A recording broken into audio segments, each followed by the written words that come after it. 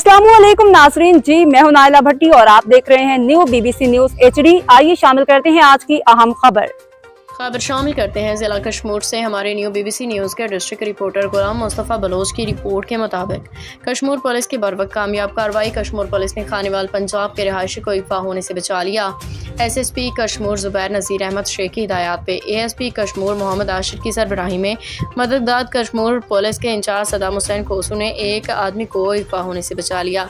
खानेवाल पंजाब का रिहायशी दोस्ती करने के जहां से गेलपुर कच्चे की तरफ जा रहा था, जिसको टेक्निकल इतला की मदद से बचा लिया गया है।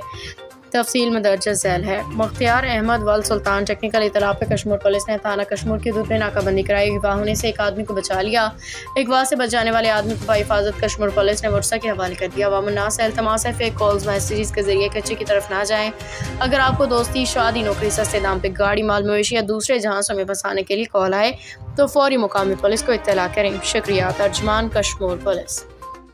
अब तक के लिए इतना ही। मज़ीद खबरों और अपडेट्स के लिए देखते रहें न्यू BBC न्यूज HD।